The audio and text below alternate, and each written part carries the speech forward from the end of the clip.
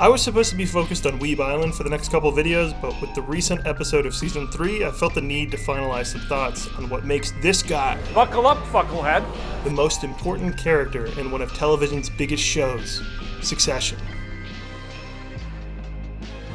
It's cool though, because it's like I didn't cheat, because all the sperm stayed in my own body, like a closed loop system. So. Before getting into this, I'd like to admit I'm not a big fan of things where everyone is a terrible person. It's Always Sunny being a prime example. While some of the episodes I find hilarious, it's always been hard for me to fully buy in when all of these characters are awful to one another. D, you bitch! So when I was recommended to check out Succession, a show loosely based on the Murdoch family, it didn't seem like something appealing to me. And to be clear, Succession is the very thing I don't enjoy. Awful, terrible human beings in this cutthroat family with no remorse. But there's also so much more than just that.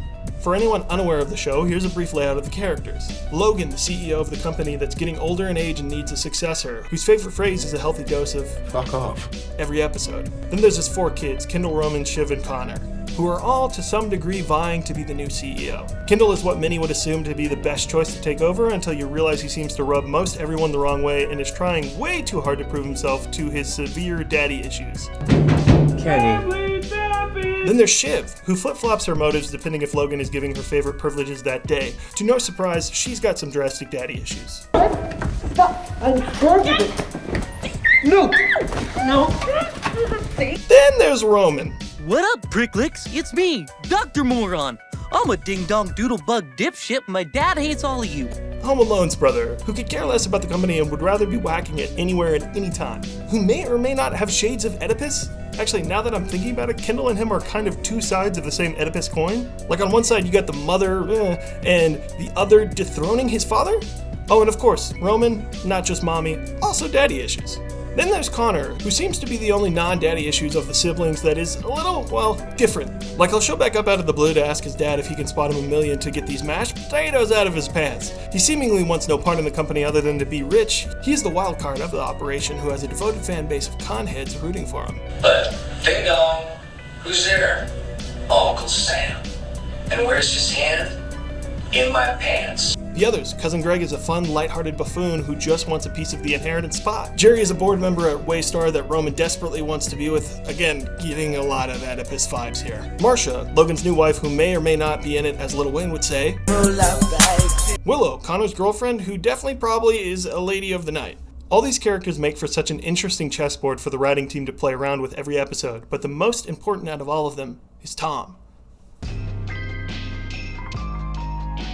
Remember Shiv? Well, this is Shiv's husband, Tom Wambsgans, who also is the boss of Cousin Greg. In the show, there's a lot about how to get to a better place than you are already at and who you might have to cross in order to do that. But to me, Tom has a different MO. Kind of. We don't know much about Tom's background except that he is from the Midwest, but we do know his motives as he's continually shown to have an extreme loyalty to his wife despite her infidelity.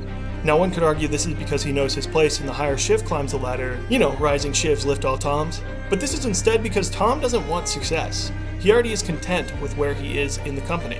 Instead, Tom wants that nuclear family American blueprint with Shiv. He wants to be in a loving relationship with his wife. He hit the jackpot for a partner. Except Tom is never happy.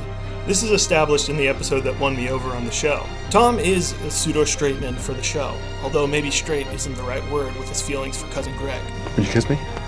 For a typical sitcom, a straight man operates to acknowledge the insanity of the rest of the comedic cast. Jason Bateman's Michael Bluth is a masterful example of this role in comedy, in the perspective it adds to Arrested Development. Has anyone in this family ever even seen a chicken? Now, I'm not saying Tom is not part of the insanity. Greg. Yes! Yes!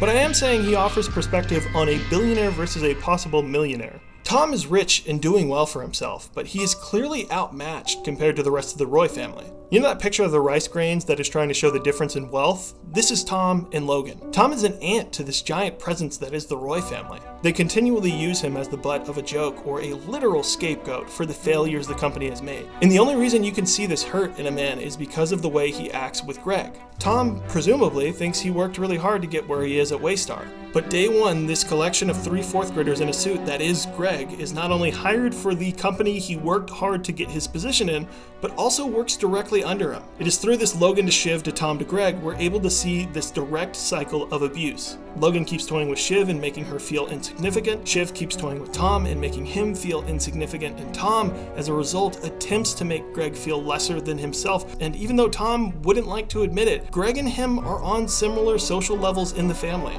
There are 3 episodes in particular that offer a lot of introspection on Tom's character and how Greg is a perfect pair for him. These episodes being one from each season: Prague, Safe Room, and What It Takes.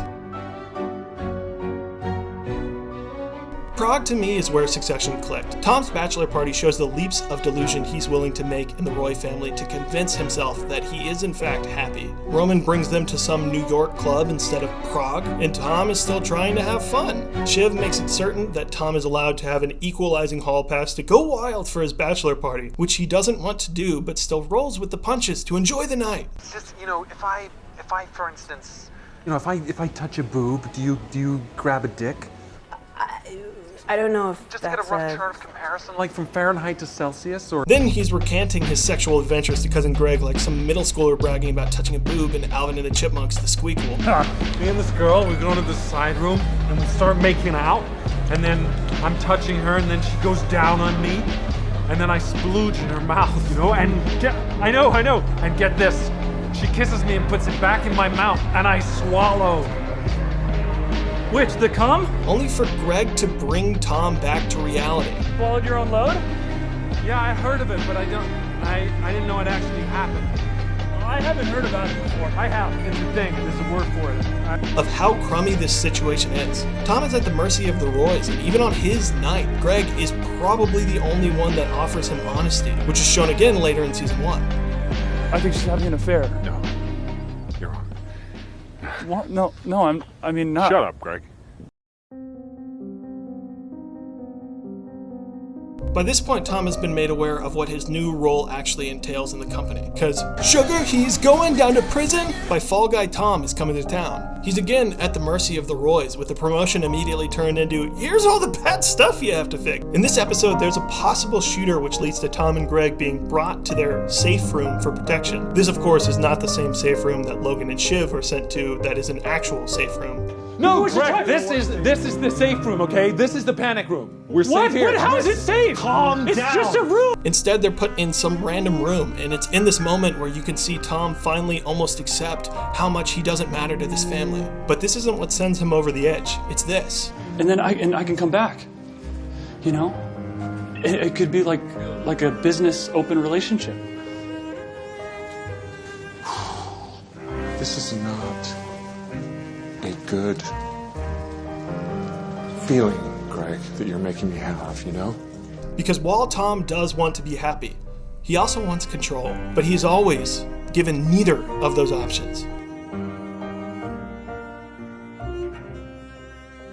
There's a lot of debate about the quality of season 3, and quite frankly, I think this might be my favorite season, because it solidifies Tom as the best character in Succession. I was always kind of impartial to Kendall and his patricidal quest. He almost has this Sisyphean-like quality to his failure, which, not to open that can of worms again, but there's something fascinating to his repeated rise and fall.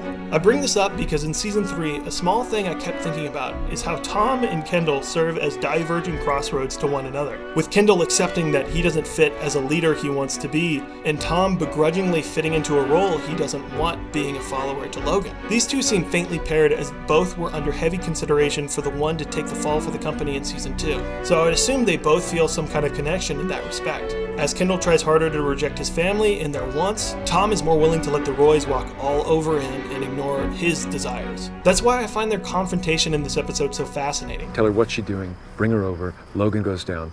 Shiv knows who the fucking man is. Come on, man. And I don't mean to be insulting, but having been around a bit, my hunch is that you're going to get fucked. Because I've seen you get fucked a lot. And I've never seen Logan get fucked once. And Tom only rejecting it because he has to play for the winning side, when the winning side is trying to send you to prison as you're saying this. Like even Greg, someone who Tom enjoys the company of, finally reveals he's just like the rest of the family, asking Tom to take the added blame if the government tried to convict Greg to go to prison. Are you asking if you can hook your bauble of corporate wrongdoing on one of my branches, Greg. I just thought if it won't make much difference to you. The funny part about this whole set piece is Tom doing this whole spiel in the diner, complaining about how this food he'll have to eat for the rest of his life, showing how beneath him this food is. Tom wants to be above everyone, to be above his Midwest beginnings. And in a lot of ways, he is. He's part of one of the wealthiest and influential families in this universe. But even though he has a seat at the Roy's table, is it worth it when you're a fucking jester? Tom, oink, oink. No half-hearted oink. I want full-hearted oink. I wrote this script prior to the finale of season 3, so there's some minor things I need to touch on which will have spoilers, so if you haven't watched the series in full, go check it out and come back later. There's a lot of thoughts I have on the finale of season 3, but I feel like my words won't do as much justice as this would. Greg, what do you know about Nero and Sporus? Nero and Sporus. Greg, yeah. Sporus was a young slave boy. He was Nero's favorite. And you know what Nero did to him? Nero and Sporus.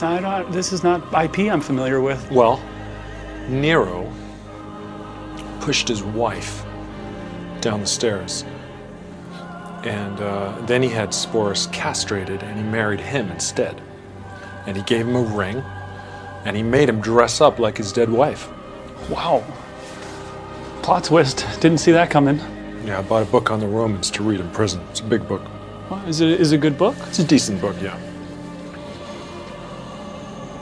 I'd castrate you and marry you in a heartbeat. Do you want to come with me, Sporus? Can I ask for a little more information? No.